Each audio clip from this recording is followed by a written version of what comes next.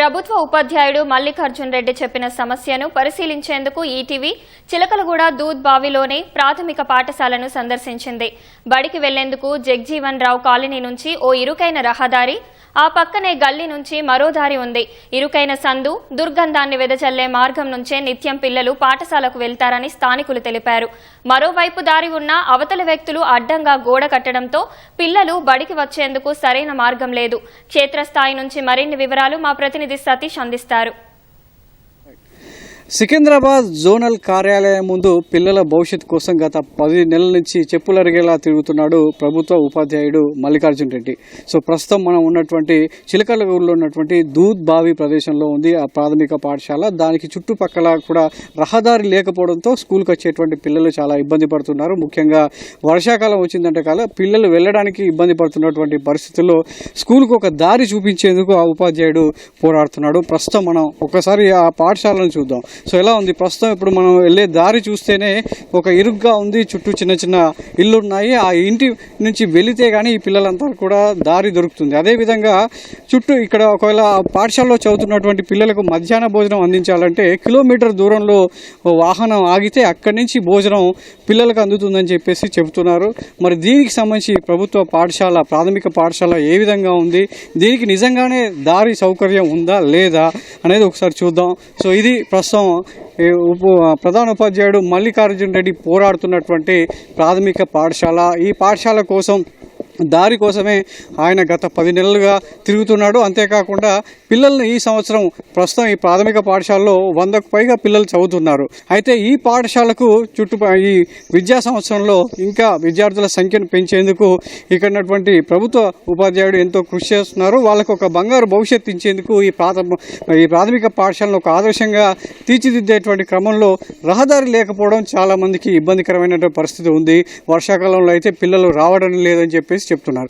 మరి దీనికోసం మల్లికార్జున్ రెడ్డి ఏ విధంగా పోరాడుతున్నారు, ఇప్పుడు ప్రస్తుతం ఉన్నటువంటి పాఠశాలకు దారి అనుకూలంగా ఉందా లేదా అనేది అడిగి తెలుసుకుందాం. మల్లికార్జున్ రెడ్డి గారు, ఇందాక మీతో మాట్లాడుతున్నప్పుడు మీరు కొన్ని విషయాలు చెప్పారు. స్వయంగా ఇప్పుడు పాఠశాలను చూడడం జరిగింది.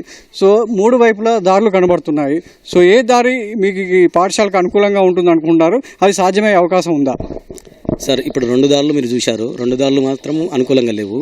3వ దారి అటు మనకు గోడ తీసేస్తేనే ఆ రోడ్ అయితే అనుకూలంగా అయితే సార్ పిల్లలకు కానీ, పేరెంట్స్ కానీ, అంగన్వాడీ కూడా నడుస్తుంది కాబట్టి అందరికీ విజిబుల్ ఉంటుంది, అది ఉంటుంది. ఇంకోటి ఈజ్మెంట్ యాక్ట్ ఉంటుంది గవర్నమెంట్ చేయాలనుకుంటే. మన జిహెచ్ఎంసీ యాక్ట్ ప్రకారం కూడా వాళ్ళ గ్రేటెడ్ కమ్యూనిటీ కాదు. లేఅవుట్ ప్లాటింగ్ గోడలు ఎక్కడ ఉన్నాయి, 3 దిక్కుల గోడలు ఉన్నాయి. ఫస్ట్ ఆ 3 గోడలు తీసేయాలి. కాబట్టి మేము ఒకటే అడుగుతున్నాం, పిల్లల భవిష్యత్తు, పేద బడుగు బలహీన వాళ్ళ భవిష్యత్తు, దళిత బిడ్డల భవిష్యత్తు కొరకు మేము స్కూల్ను అభివృద్ధి చేద్దాం అనుకుంటున్నాం. ఆ పాఠశాలలో ఇంకా ఎక్కువ మందిని చేర్చి పాఠశాలను ఒక ఆదర్శ పాఠశాల చేద్దాం అనుకుంటున్నాం. కాబట్టి ఈ 3 బాటలు పనికిరావు. అక్కడ చేస్తేనే గేటు తీసేసి గేటు పెట్టిస్తేనే బాగుంటుంది సార్. ఆ దారి ఎక్కడికి వెళ్తుంది? ఆ దారిలో పిల్లలు కానీ వాహనాలు వచ్చేటువంటి అవకాశం ఎంతవరకు సౌకర్యంగా ఉంది మీకు? ఆ వాహనం అది మెయిన్ రోడ్ కలుస్తుంది సార్. మెయిన్ రోడ్ నుంచి మళ్ళీ ఇటుక అటాచ్ అవుతుంది. పిల్లలు అక్కడి నుంచి వస్తారు, వెహికల్స్ అక్కడి నుంచి వస్తాయి. మనకు మధ్యాహ్న భోజనం మెయిన్ సార్. సెంట్రల్ గవర్నమెంట్ ప్రతిష్టాత్మకంగా ఏర్పాటు చేస్తుంది. ఇవి మీరు చూశారు కదా, అందులోకి వెళ్ళి వస్తుంటే ఎట్లుంటుంది, డ్రైనేజ్ లీక్ అవుతుంటుంది, వర్షం పడ్డప్పుడు బురద ఉంటుంది, పిల్లలు కూడా అనారోగ్యంగా గురవుతున్నారు. కాబట్టి మాకు అక్కడే కావాలని అడుగుతున్నాం. ప్రభుత్వ చట్టాలన్నీ ఉన్నాయి. కాలనీ వాళ్ళ ధన రాజకీయ అధికార బలంతో టౌన్ ప్లానింగ్ వాళ్ళని మేనేజ్ చేస్తున్నారు. టౌన్ ప్లానింగ్లో మొత్తం కవరచ్చు. పర్మనెంట్ స్టే ఒకటి ఉన్నది. కాకపోతే ఆ పర్మనెంట్ స్టే ఉన్నది ఆ ఇంటి నుంచి ఆ ఇంటి వరకే ఉంటుంది. ఇంకా ఈజ్మెంట్ యాక్ట్ ఉంటుంది. అవన్నీ బట్టి మాకు దారి ఇవ్వాలని గౌరవ ముఖ్యమంత్రి గారిని మీ ద్వారా రిక్వెస్ట్ చేస్తున్నాం సార్. స్కూల్ నిర్మాణం చేసేటప్పుడు చుట్టుపక్కల దారి అనేది అవకాశం ఉందా, లేదంటే చుట్టుపక్కల ఇటు బస్తీలు వచ్చాయి, అటు కొత్త కాలనీ అంటే ఇల్లు కట్టడం జరిగింది, మొత్తం చుట్టూ అంతా కూడా బడి అనేది మూసుకుపోవడం జరిగింది దారి లేకుండా. సో ఇంతకుముందు దారి ఉండేదా దీనికి? ఇంతకుముందు కూడా సేమ్ ఇదే దారి సార్. ఇదే దారి వాళ్ళు అంటే ఇక్కడ ఉన్న టీచర్స్ కానీ, హెచ్ఎం కానీ కొద్దిగా నెగ్లెక్ట్ చేయడం వల్ల ఈ విధంగా జరిగింది. కొద్దిగా నేను స్కూల్ను డెవలప్ చేద్దాం, ఇంతకుముందు కూడా స్కూల్ డెవలప్ చేసిన కాబట్టి ఆ స్కూల్ అభివృద్ధి చేయాలి, స్కూల్ లాగా ఉండాలనే ఉద్దేశంతో నేను సొంతంగా ఎల్కేజీ యూకేజీ పెడుతున్నాం సార్. ఈసారి ఇప్పుడు సమ్మర్లో మొత్తం తిరిగి మనకు అడ్మిషన్లు చేసినాం, బడిబాట చేసినాం సమ్మర్లోనే గవర్నమెంట్ చెప్పకముందే. అంటే మా ఉద్దేశం ఏంటంటే పేద బడుగు బలహీన వర్గాలకు నాణ్యమైన విద్యను అందిద్దాం, ముఖ్యమంత్రి గారి ఆశయాన్ని నెరవేర్దామనే ఉద్దేశంతో పనిచేస్తున్నాం. కాబట్టి గౌరవ ముఖ్యమంత్రి గారు కూడా తూర్పు సైడ్ మాకు ఆ వర్తించని కోర్టు తీర్పును అడ్డం పెట్టుకొని చేస్తారు. కాబట్టి అది అక్కడ సైడు తూర్పు సైడ్ స్కూల్కు తూర్పు సైడు గేటు పెట్టి ఒక ఆహ్లాదకర వాతావరణం పిల్లలు గేటు చూస్తేనే వచ్చేటట్టు చేయాలని మనస్ఫూర్తిగా ఈటీవీ ద్వారా కోరుతున్నాం సార్.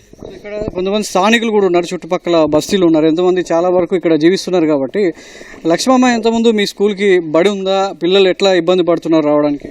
ఇబ్బందే ఉంది సార్. ఇక్కడ డ్రైనేజ్ లీక్ అవుతుంటే అందులోకెళ్ళే నడుచుకుంటూ వస్తారు పిల్లలు. మాకు ఎందుకంటే 3 నెలలకోసారి ఎండుతూనే ఉంటుంది. అక్కడ నుంచి వస్తుంటే సార్ చాలా బాధపడుతున్నాడు. ఆయనకు కూడా కొంచెం మేము కూడా అనుకున్నాం, మరి సార్ మంచిగా చేస్తుండు కదా, అక్కడ రోడ్ ఇస్తేనే బాగుంటుందని అనుకున్నాం. గేట్ ఇస్తేనే మంచిది సార్, తవ్వియాల. గేట్కు తవ్విస్తేనే పిల్లలకు కూడా సౌకర్యంగా ఉంటుంది మంచి. అది ఒక ఇంటి కోసం కాదు కదా దారి అనేది, స్కూల్ కోసం కదా, పిల్లల దిక్కెళ్ళే చెయ్యాలి. ఆ సార్ మా ముఖ్యమంత్రి సారు అక్కడ రోడ్ ఇచ్చి మంచిగా గేట్ పెట్టిపిస్తేనే పిల్లలకి అన్నిటికీ సౌకర్యం.